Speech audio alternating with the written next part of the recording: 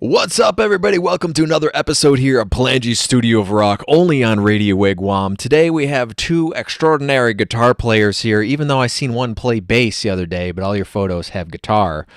Mr. Derek and Mr. Jeremy in the room here. What's up, guys? How you doing? Doing good. How are you?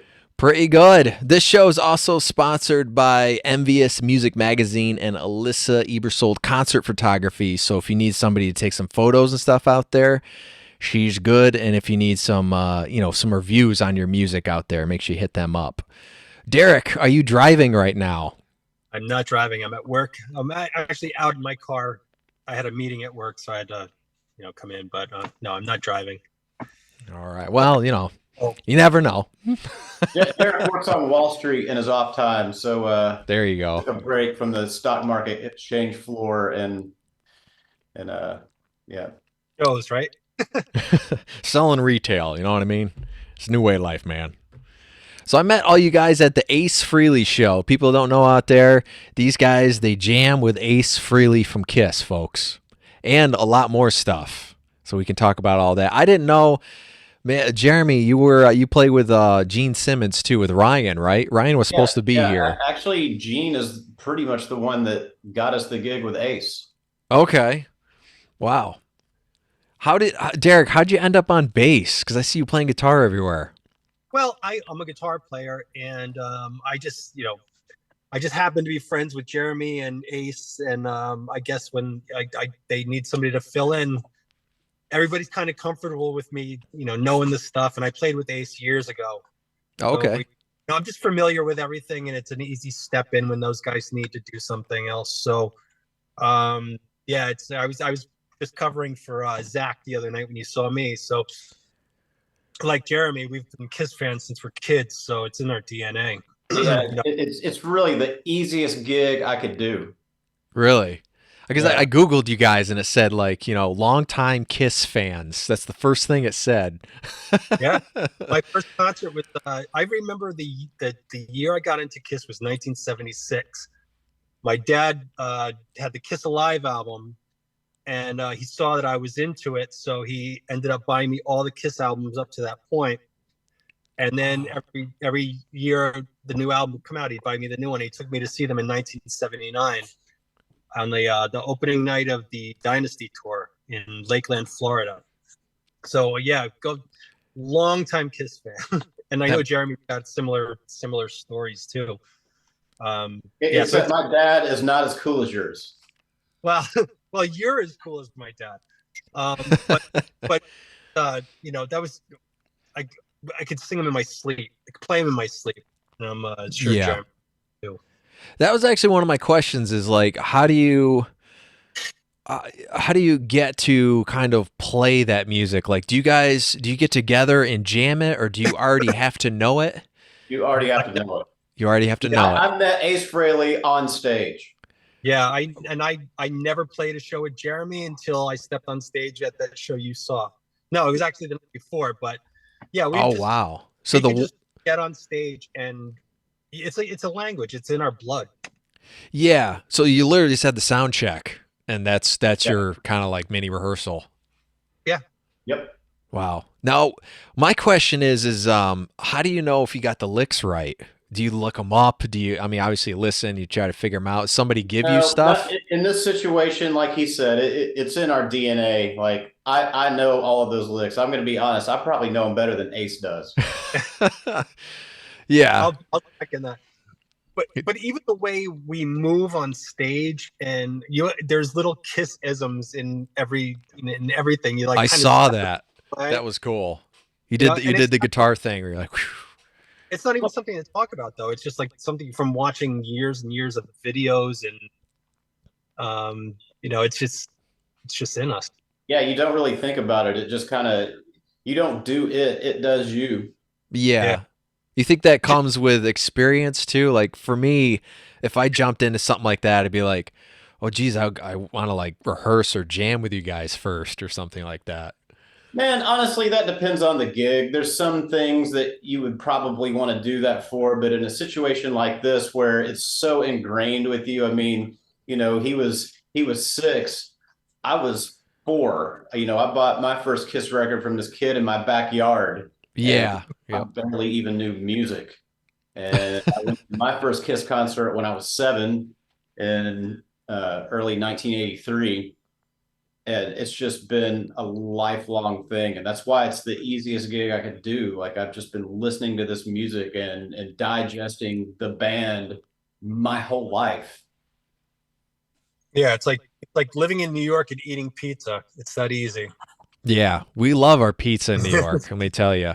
Because right now there's people from all over the place because this station goes worldwide. So I kind of forget sometimes that there's people from like Australia and stuff like that. And I'm like, I wonder what time of day it is. I wonder what they're eating. What are they listening to?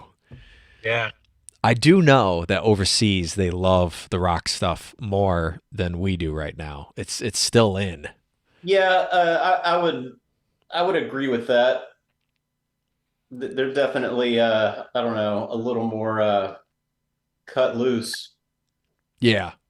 Yeah. They do you see yourselves going overseas to do some shows eventually? Sure. Maybe, yeah. If it calls for it, man. So how did you start off playing guitar, Jeremy? Let's start with you. Well, it was Kiss. I was completely obsessed with Kiss, and Ace was my guy, and it made me want to play guitar, and it all started there. What was the name brand of your guitar, the first one? It was out of a Sears catalog. Okay. Yeah, So we all did. I think we all there was started no there. name on the headstock. It was just a black headstock. Had nothing. But you know, I moved up. You know, from there I went to a brand called Court, and from there I went to Yes. Fire, and then from there I went to Kramer, and from there I went to Charvel, and then after that it was all Gibsons and Fenders, and you know, all the high caliber stuff. Nice. No name brand logo. Yeah. Ah, I had a little Funny is, acoustic one from I had a Sears. break-in about 9 years ago, and they stole that guitar, but they left behind the Les Paul that you saw me playing the other night. Oh my God. Oh, they stole the first one, the Ames Yeah. one. Wow, That's incredible. that's a collector's, man. It really It is. broke my heart, though. I mean, you Yeah, know, sentimental value. and I got all the other guitars back except for that one. Jeez. Oh, how'd you get them back? Like they offered try me to pawn money, them or something? so the other ones that showed up at Sam Ash, you know, Oh, that was easy, but like, no, we're not taking that guitar, so they probably just yeah. worthless. Oh, what about you, Derek? What was your first one? Oh, my first one was it was Christmas 1979, and because of Ace, of course. And I got one of those acoustic guitars that come in the kind of acoustic shaped box with the cellophane on the front of it. Yeah. Comes with a book, had it like a Mel Bay book, and that was it. And I remember, I mean, I didn't know how to play anything. I think I just got it for Christmas that year. I don't think I started playing it until like maybe 2 years later. You know, I just had to have it so I could look at it and hold it. And I think I just played the high E string. Like every guitar player pre-internet had a Mel Bay book. Yeah. But Yeah. even I looked at it, and I guess I might have had some slight dyslexia. I played everything upside down, like the chord shapes, you know, like for an E. Okay. Down right. Did you tab your tabs backwards, like upside down? I don't think they had tab back then. Oh, okay. Way back in the Stone Age. But I remember my dad had that album, We Sold Our Souls for Rock and Roll by Black Sabbath. And I tried playing Paranoid. Jeremy, you guys know how Paranoid goes. I just played it. I just hit the high E string. I went down, and then I went 1, 2, 3, 4, 1, 2, 3, 4 on the first 4. I played Paranoid. I had no. But that was my first thing playing guitar. Wow. That's cool. So you guys are how Kiss was for you was Metallica for me. For me it was all Metallica. And Creed, believe it or not. Well, it's funny you say that. I not to cut you off, but I think I learned actually how to play guitar like properly play guitars to Ride the Lightning, that whole album. Yes. Christmas 1984, my aunt got me that on a cassette, and I learned the album front to back. And That's what you got to do. Yeah, well, I don't know if you guys felt it like, well, I guess there was no Blink-182 and stuff when you guys started playing, but I always felt like those are great chord bands and rhythms and stuff. But when I got that Metallica and Ozzy CD, I was like, this is the stuff you have to learn to play the guitar. Yeah. Yeah. The kids are like, oh, well, how about Jimmy Eat World, man? Most of the kids in my high school were cutting their teeth on Metallica also. Yep. I wasn't a big Metallica fan. I like fun rock and roll, and AC/DC? cool. Yeah, I liked AC/DC, but even that, mid 80s type stuff, I was into Van Halen and Motley Crue and Rat and, honestly, like Poison was my breakthrough in lead playing because I could play all that stuff when I was like 13. Okay. I was like, I can play that stuff. And, like CC and Ace's style were a little similar. It's kind of funny. I don't really listen to much Poison anymore, but like there was something about it when I was 14 that it was doable. Yeah. Yeah. Maybe the melodies in it. Transition into harder stuff. Yeah.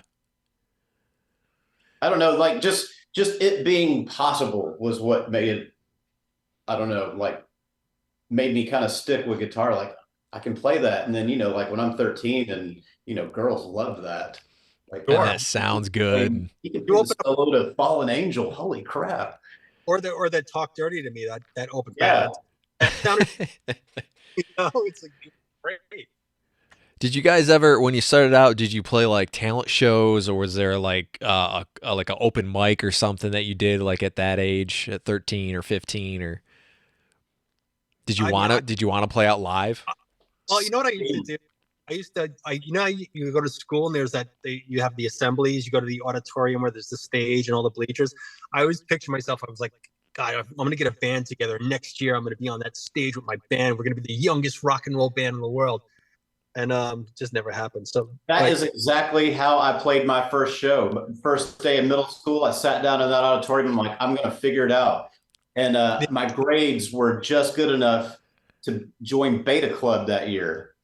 And it all came together. I knew the president. I'm like, all right, I want to do a benefit show. I don't even care what we benefit, but I want to put on a concert. And I roped in my guitar teacher to sing and play guitar, my brother on drums, wow, and his best friend to play bass, and his best friend had a PA and a lighting rig, and it did. It all came together, and I played that fucking auditorium, man. That's such a magazine story. That's exactly like what you would read in a magazine. But it was, when you said that, I'm like, that's exactly how it happened. How long you guys been playing with Ace? Like, because I know Derrek had a lot of projects and stuff. What happened? How'd you get there? Well, with me, I was brought into it by a friend of mine who was, friends with Ace back in the day, and I played with them for 4 years, and then I was, my friend brought me in. I guess Ace was coming off of, his semi-retirement. And he was making a new record, the Anomaly record. He needed a touring guitar player. So my friend Anthony got me involved, and we just hit it off. Ace is a great guy. We became really close. That's how I got into it. Did you have to audition? Like, yes. Like play? And yes. And what's so funny is, like, look at me. Back then, I go to the audition. My friend Anthony was like, okay, I got you an audition with Ace. It'll be really great. He likes tall guys. So you got that. He goes, but one thing you got to do is you got to grow your hair out a little bit. And I was like, I looked like Sting. So I show up there and there's all these guys that look like Nikki Sixx. Oh, and names like AC Blades and, Ricky Sticks and all this shit. Yeah. And I walk in and they all look at me like, who's this guy, And I was like, all right, you'll see when I get on stage who this guy is. Because you had short hair. I seen pictures. Yeah, I got up there and I did my fucking thing, and and that was I'm sorry, dude, I didn't mean to swear. Yeah. But Oh, it's all right. and I I was like, if I'm definitely not going to get it by my police look. So I got it by just, attitude and playing and backing Ace up, and just went from there. Yeah, maybe because you didn't look like the other guys too. Maybe that did help a little bit because it's like, well, what was that one guy that had his hair short? My buddy put in a good word for me because I think even Ace looked at me like, "Who the fuck is this guy?" But, It's usually what happens, right? but Jeremy, I'm very thankful. oh, go ahead. No, I'm just saying I was very thankful to get the gig. It meant a lot to me. It's one of my proudest moments. Yeah, being a huge fan of the band for years and years, it's like working with your idol. You know what I mean? Yeah, basically. Yeah. And Jeremy, you started off with Gene and then switched over to Ace? And then we did a tour of Australia, and Ace was the opener, and it was going to be a little too expensive to bring his band over, so he asked Gene if he could use us. So we wound up backing both guys, and that was. I know Gene knew that the Kiss tour was on the horizon because it was getting late in 2018, and he told me that Ace was going to ask us to do the Kiss cruise that was coming up in 2 months, and we were already going to Japan from Australia with Ace. Yeah. So we were already over there. And when we were in Japan, he asked us if we wanted to do the cruise. And, we knew through people working with him that he was looking to make some big changes. So, we had Gene's blessing, and it was just you might as well, right? What's that like doing 2 sets, hardcore sets back to back?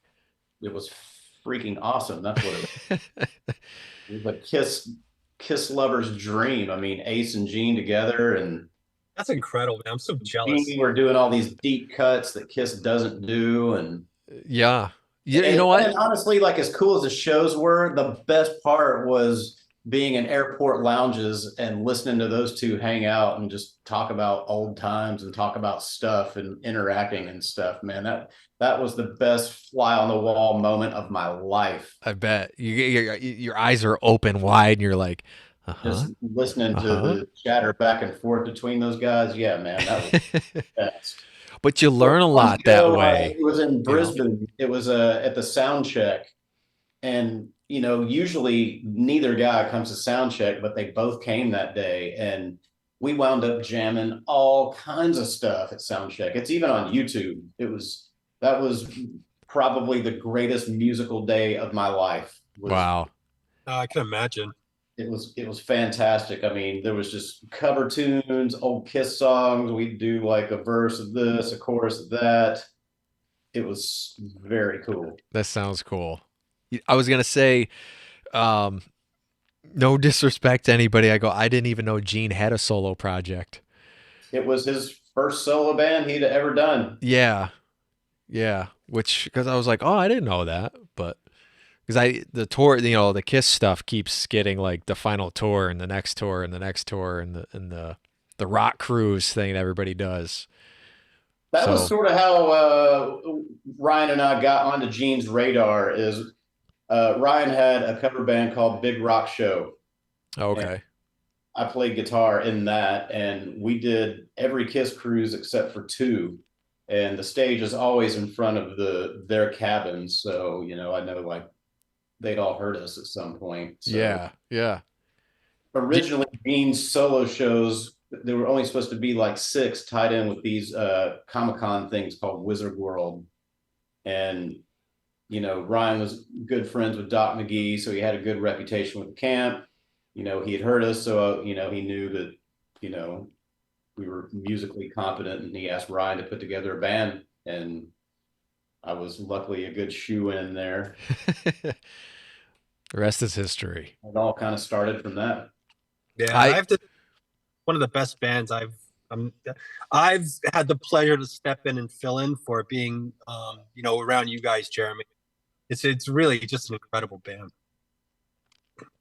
Yeah, I was gonna say you guys, Mike Starr too. I was talking to him, and he's like, "I'm busy till January," and I wanted to get all you guys together, but your chemistry, I noticed, because I was behind the stage where the drummer was listening. I'm like, you guys have mad chemistry, and I I've been didn't. playing with Matt now for 4 years, but I've been playing with Ryan in lots of different things for 10 years. I mean, Okay, we definitely have the chemistry. I mean, we even hang out on our off time and we talk on the phone every day pretty much. yeah, that's what you got to do. I mean, you got to like your band guys, and you got to get along, and creatively too, if you have things in common. And it's so there's some bands that I've interviewed and met, and they're like they don't really get along with the band. You know what I mean? And I'm like, that must be tough. I got to know Derek completely independent of all of this stuff. Yeah. The funny thing is we met when I was on the road with another band, and Jeremy just got on the bus, and I was like, we just hit it off. Remember Yeah. that? And I was like, hey, yeah, it's because Johnny was a good friend of mine, and I was kind of there to see him. yeah. Yeah.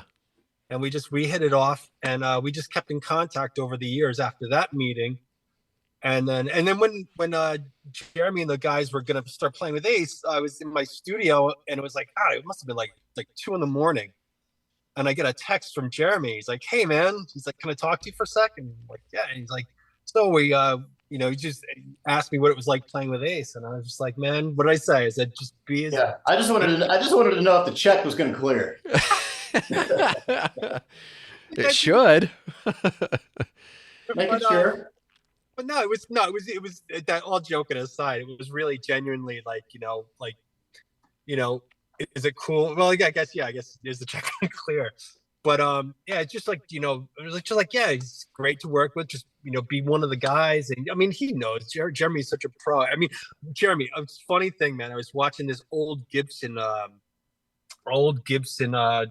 thing on YouTube, and Audley Freed, I think he was doing some Gibson thing, and he mentioned you. And he goes, Yeah, he mentioned you during the thing, and he goes, "Oh yeah, everybody knows Jeremy." it was at the Gibson. Yeah, so I remember that. I was like, oh shit, he called me out, man.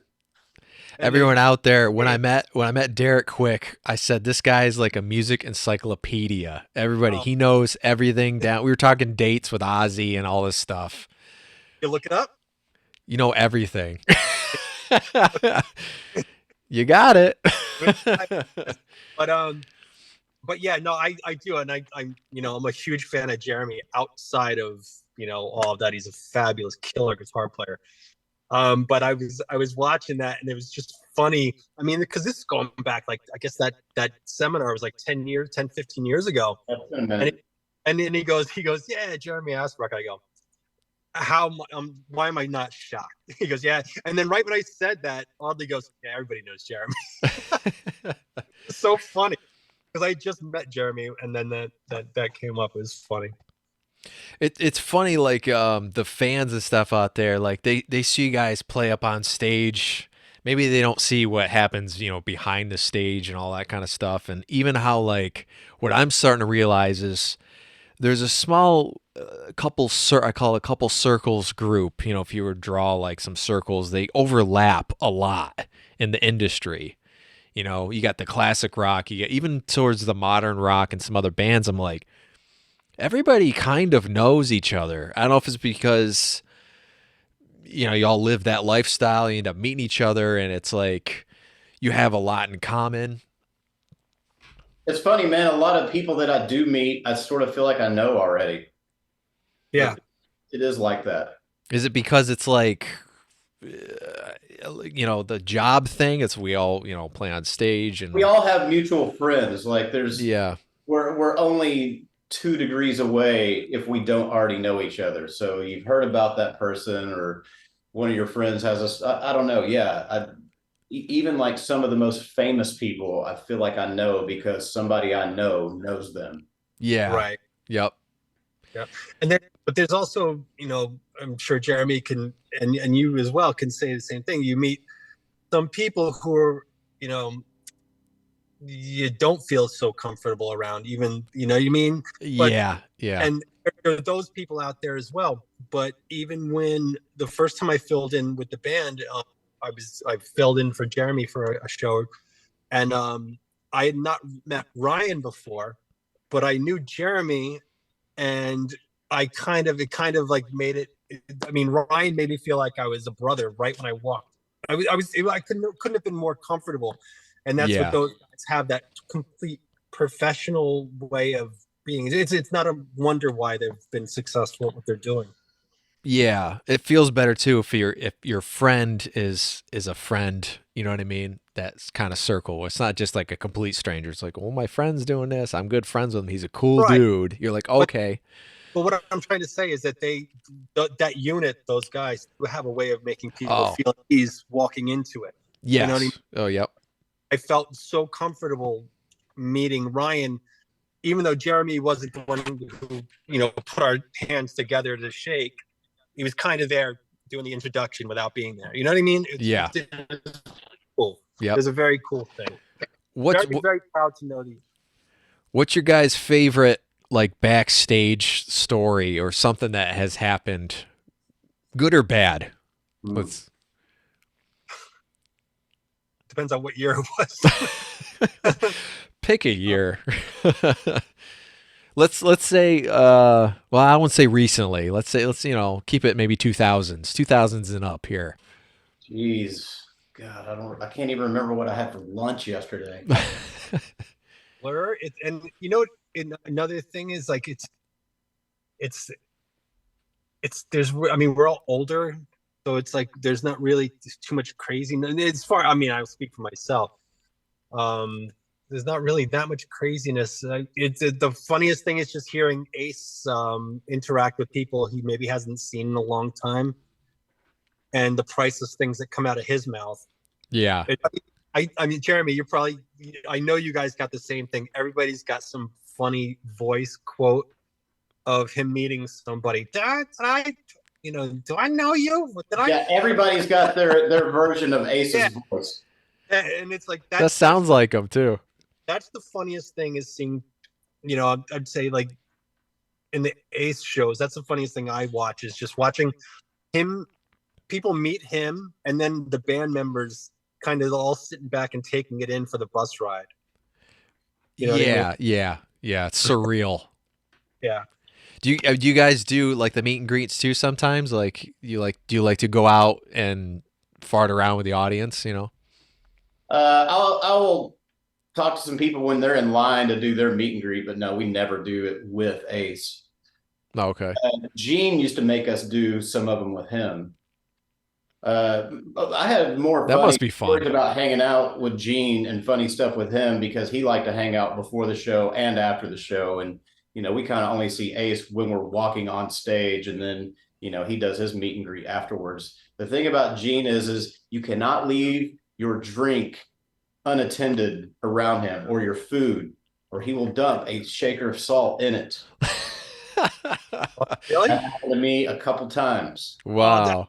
Priceless. Does he just have salt in his pockets? He's ready to just know when we're at dinner or something, and like we'd be running around doing stuff while we're eating dinner, because we kind of had things we had to do playing with him that Ace has a crew for.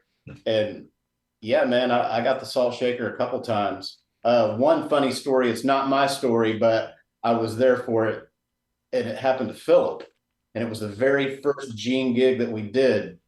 And it was for this event called YPO, and it's, a bunch of entrepreneurs and stuff. And we had this curtained off section that was our dressing room.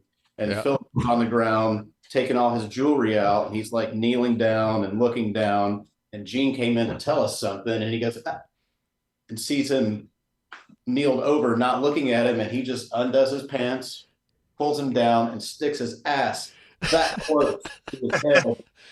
And I just said, "Hey, Philip." And he turned around and right here. He's like a little kid. Wow. Likes being one of the boys. And he seems cool. I don't think Kiss does stuff like that, so that was why he really got into the Gene Simmons band. I'd seen his reality show. I did like that. That was cool. That was a cool show. He seems like a very down-to-earth, cool guy. He really is. I don't have as many Ace stories because I haven't seen him that much, before the show or after the show. In fact, the most I saw him was when we were rehearsing for the Alice Cooper tour last year, and we rehearsed at his house. So Oh, he okay. like playing in his basement, which is like playing in your friend's basement with just like this little PA and amps too loud, and Really? yeah, it was a trip. Because I think a lot of like I would expect there'd be like a huge setup, and you know what I Well, he mean. had just moved in like that year, so everything wasn't together yet. Okay. So it probably looks a little better now, but like there was still just stuff, boxes everywhere, stuff, platinum and gold records leaned up against the wall, and Unboxing. It's like it's not up yet, but it's right there, and you're like, hmm. I don't know, man. It's my thing is I suppose like all these guys now, you guys too. Do you all have like home studio stuff, or do you still go to the bigger studios when you record? Because I know like do-it-yourself stuff is really in now. basically I'm doing this whole interview on my recording studio. Okay. It's just a laptop, and I have a Kemper, and so I played some on Ace's last record, and I did that in my kitchen. Wow. Just direct in and boom.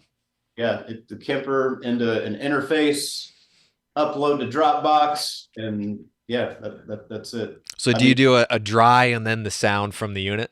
Is that what you do? yeah, Okay. and I've done some big studio stuff too lately. I mean, any of the other recording I've done has been in some pretty cool studios, but I definitely do not have a home studio. I have two young children. I barely even have any guitars here. Yeah. I think Derek does. We were talking a little bit backstage about some stuff, right? What about studio stuff? Yeah. I'm a nerd when it comes to that stuff.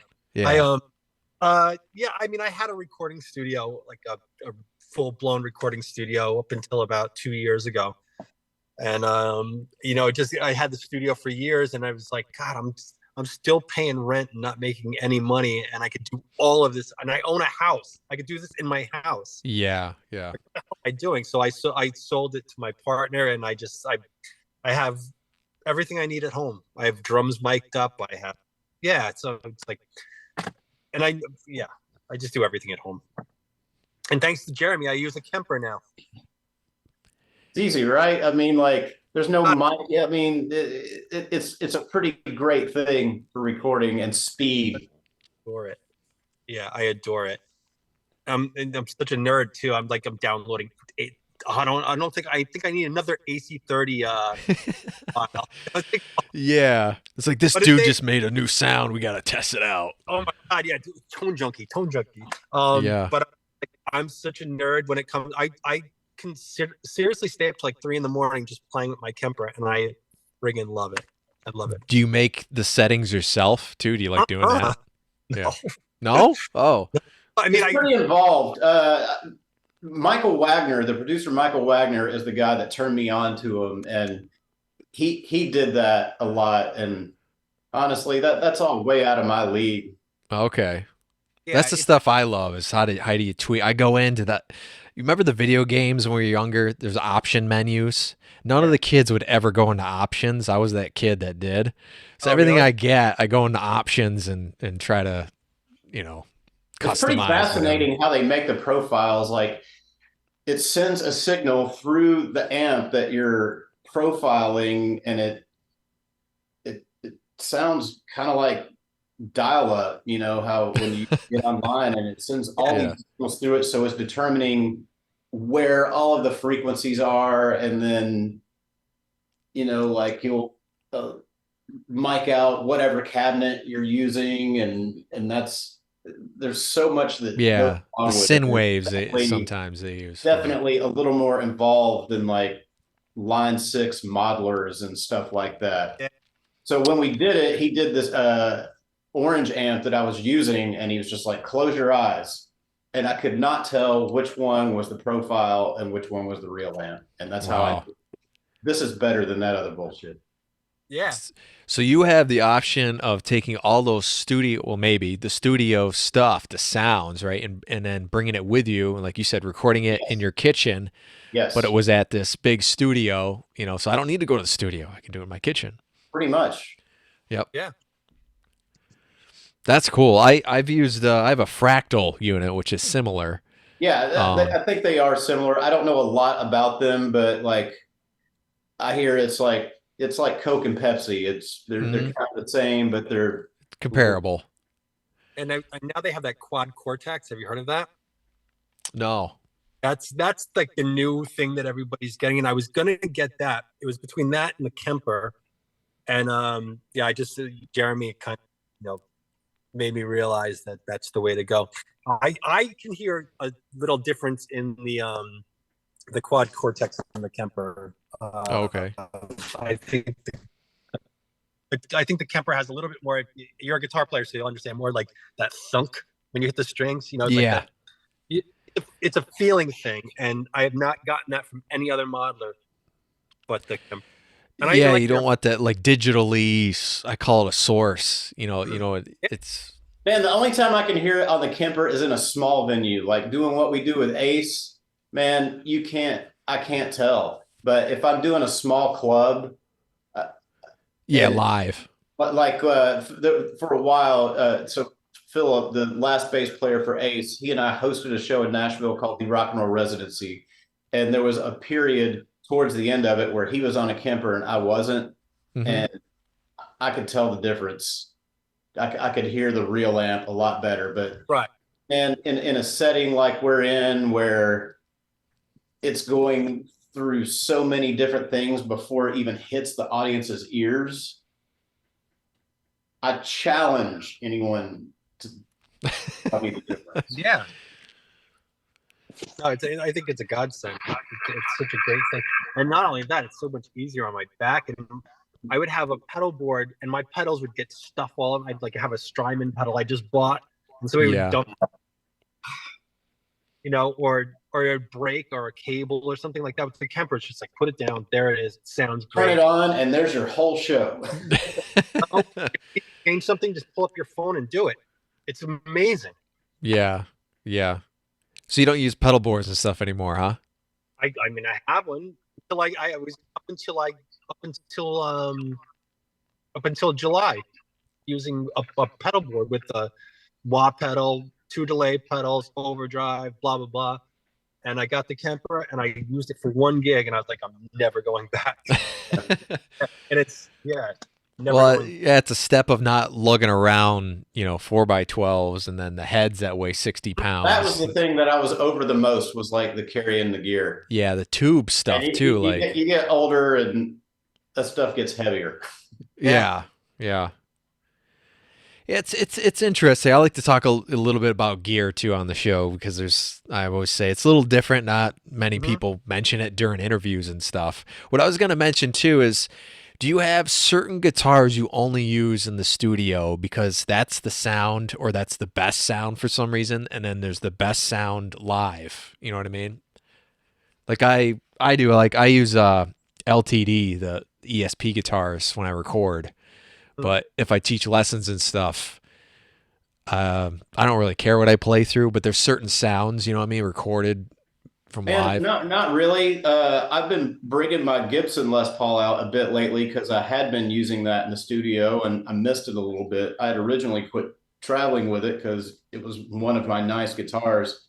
I normally play guitars by a company called Vintage, and they make great stuff, and I've used those pretty much exclusively for the past 5 years. Oh, wow. And I found the older that I get, the less nerdy I get. I would love to go back and tell 23-year-old Jeremy that he's going to play a computer amp and knock off guitars. Yeah. I would have sworn that I was only going to play the best vintage gear for the rest of my life. And yes. And just kind of finding that stuff, if it sounds good to your ears, like, and feels good in your hands, it doesn't really matter what it is. Yeah. It's true.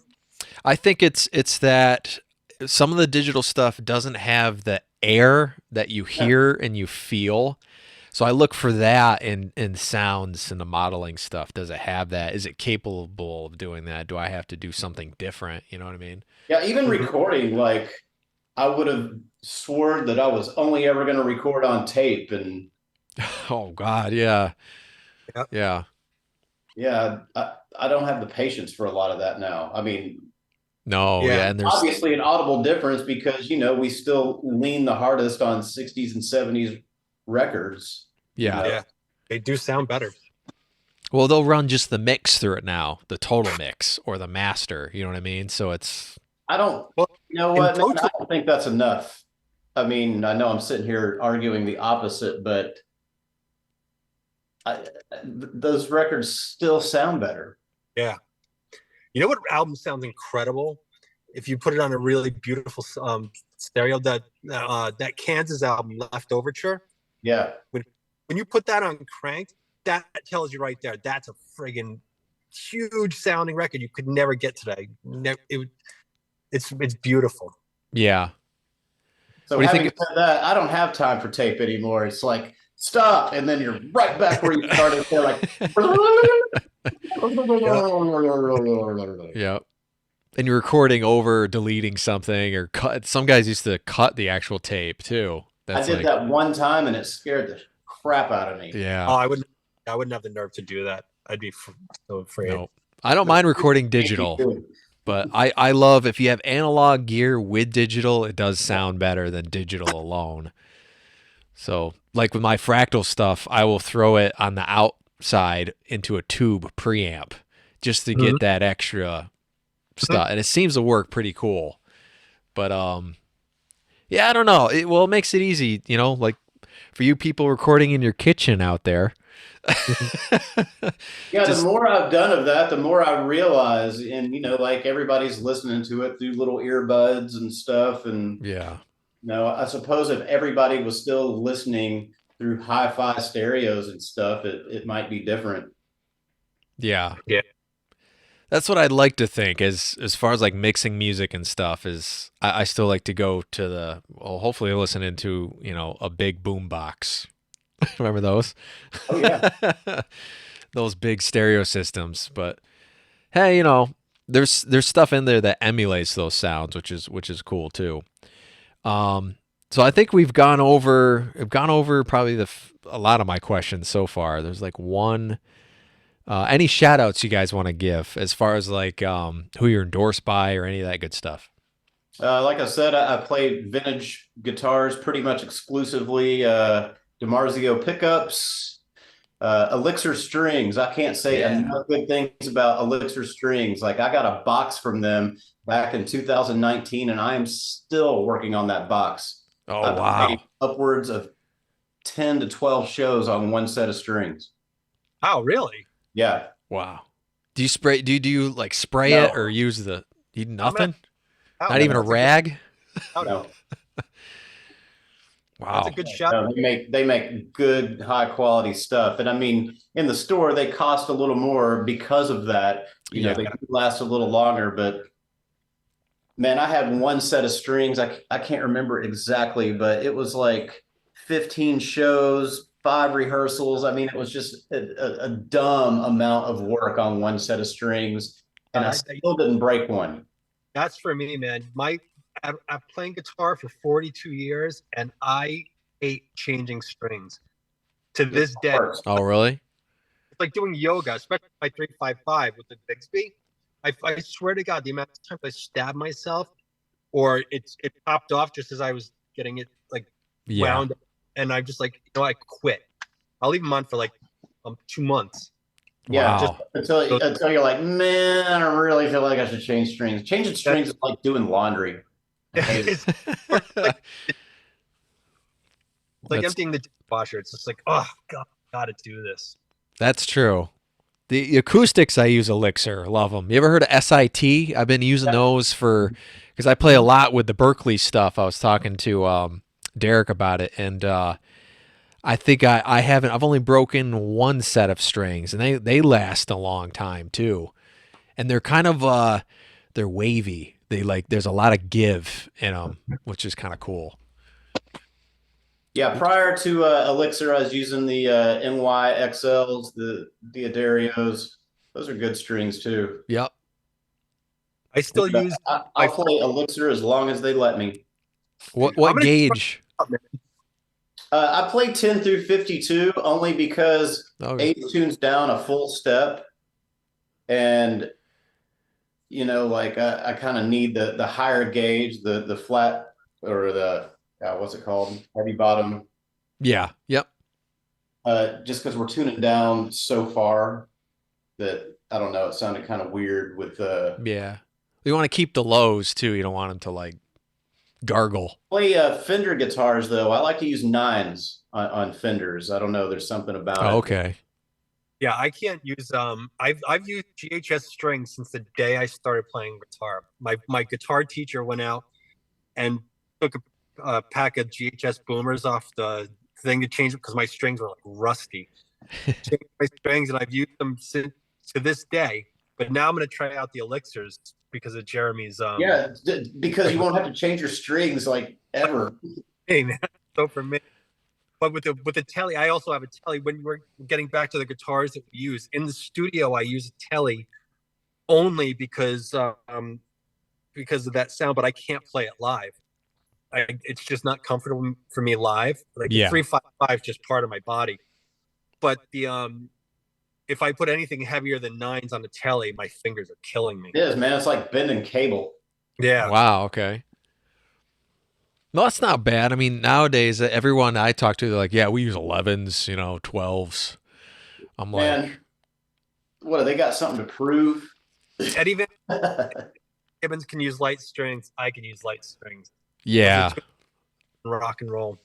I was a 9 guy for a lot of years, but I tell you, I broke a lot of strings, and I switched to 10, and I did a little better. So I was like, a okay. 9 guy in the 80s, when we were all playing hot rodded guitars and whammies and fast playing. Yeah, it does help a lot. And then, when I went down the classic rock road, I went up a gauge just because, I don't know, like you can kind of hear the tone difference in how thin 9s can be on Gibson guitars.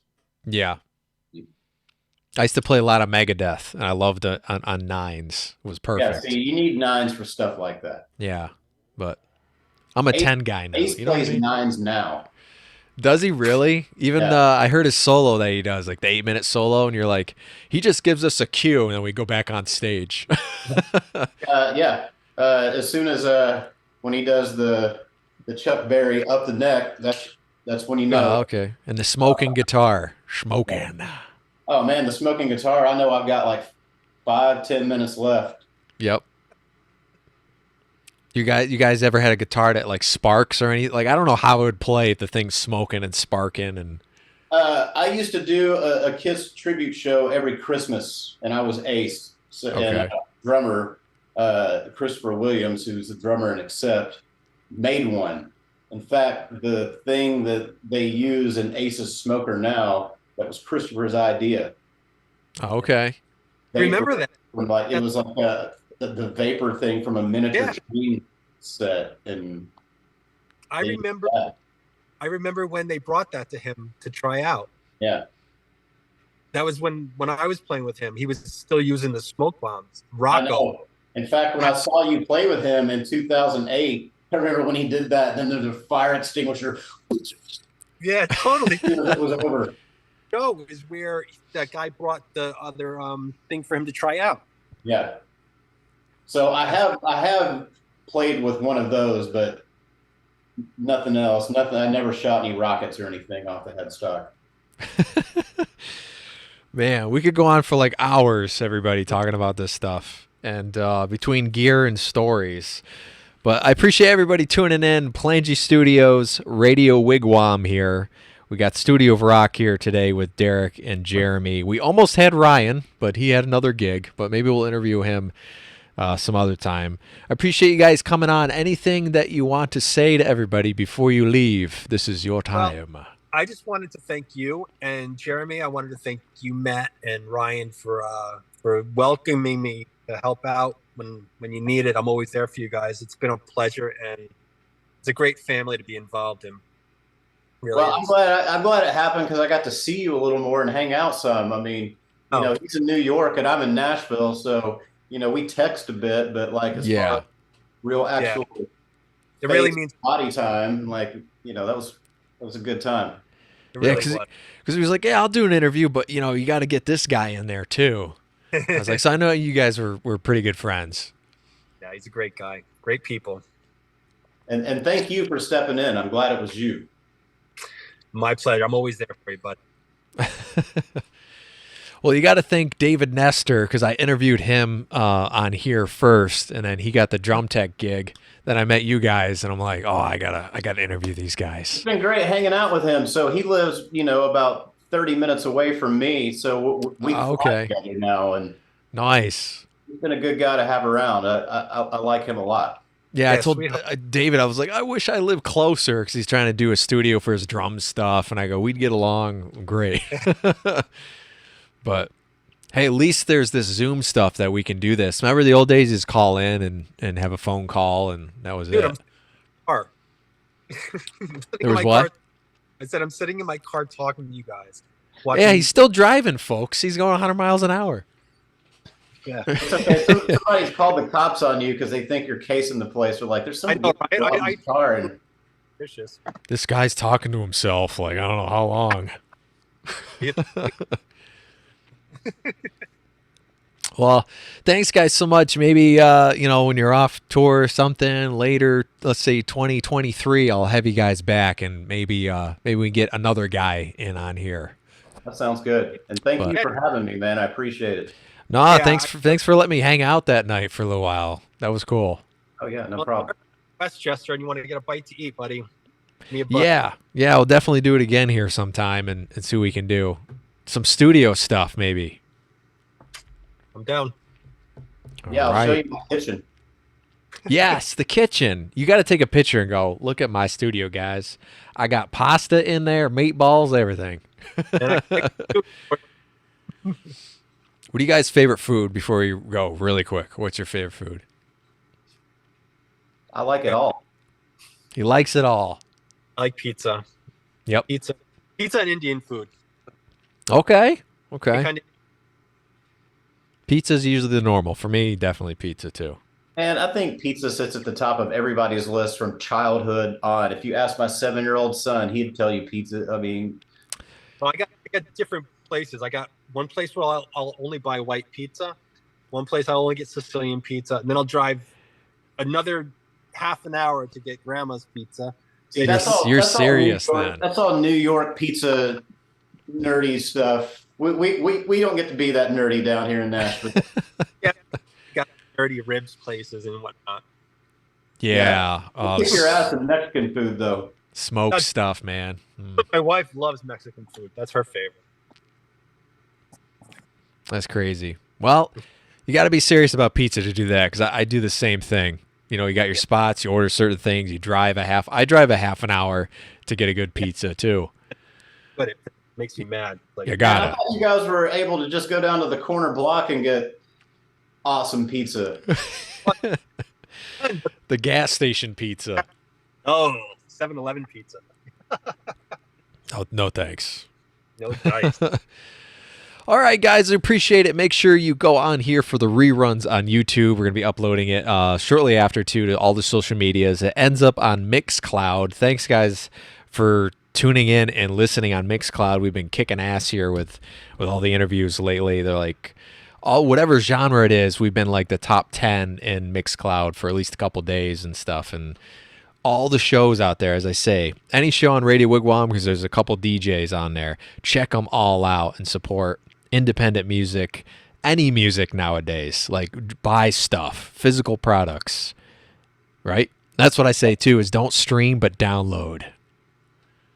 Agreed. Works for me. See you guys very much. I'll talk to you soon. Thanks, Frank.